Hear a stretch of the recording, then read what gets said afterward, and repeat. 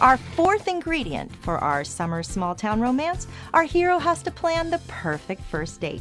In Marina Adair's latest, From the Moment We Met, the perfect first date would involve sipping wine and nibbling on cheese. So we went to get some tips on wine, cheese, and planning your perfect first date. Check it out. Where would be the perfect place to have wine and cheese but Purple Cafe? And today I have joining me Chris, the wine director of Purple Cafe, and Harry, the head chef. Welcome, gentlemen. Hi. Hi. We should be saying welcome to you because you're in our house right now. Indeed. Thank you for having us in your beautiful home.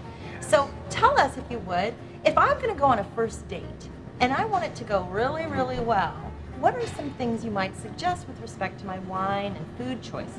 All right, so I've been doing this for a few years now, and I've seen probably a bazillion first dates, and there's a lot of things you can do wrong on a first date.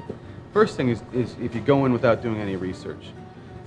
Pick the restaurant, look at the menus online, look at the wine list online, get an idea of what you're getting into, maybe find some bottles or some dishes that you might be interested in having. But the last thing you want to do is sit there with the menu in front of your face, nervously trying to find a wine that everybody's going to like, you know? You're suggesting human contact on your first date? Yes. Human connection? Yes. And so, speaking of human connection, don't order a cocktail. No, don't do it. Order an aperitif. Order a Lillet, order a vermouth on the rocks, something that's a little lower in alcohol, because if you have that 3-ounce martini and drink it fast because you're nervous because it's a first date, pretty soon you're saying stupid stuff and making a fool of yourself. So you're telling us to do our research before we come to the restaurant, be ready to make eye contact with our date instead of staring at the menu, and then don't order a big old jumbo cocktail. No. Okay, these are excellent tips. Now, if I'm not really knowledgeable in wine and I don't really know exactly what I'm doing and I'm a little nervous, what can I order that's going to kind of go over no matter what? Rosé. Rosé. Who doesn't like rosé? It's delicious. It's pink. It's beautiful. Looks great on the table. Tell us about the cheese plate that you have out for us. That's beautiful. This is Delice de Bourgogne. It is a triple creme, not brie, but triple creme cheese from France. This is one that's made in California. It's Humboldt Fog. This is a goat cheese.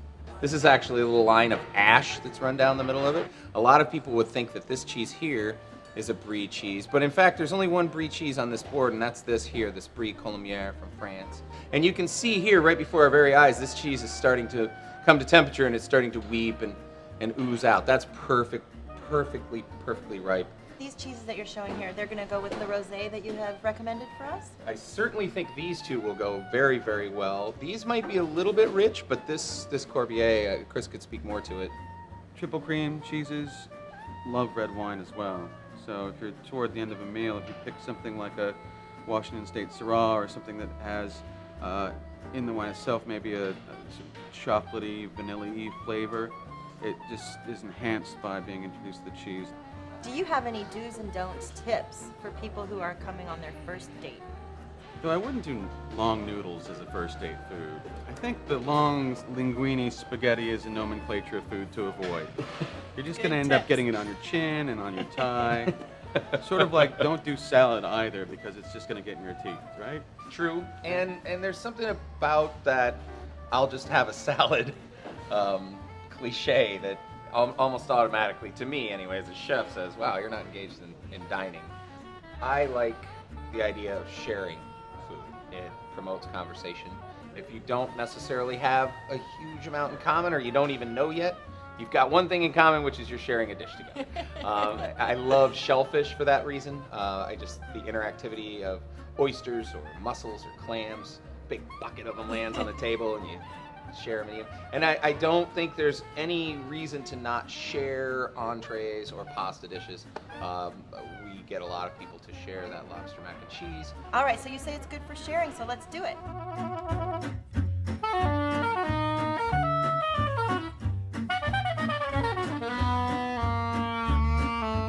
So it's rich, it's got lots of flavor, and certainly a lot to talk about.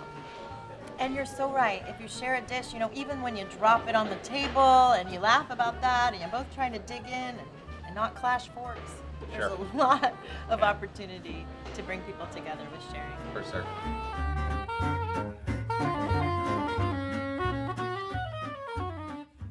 So So now we know how to have our fabulous first date. Thank you so much for having us, and cheers. Cheers. Cheers.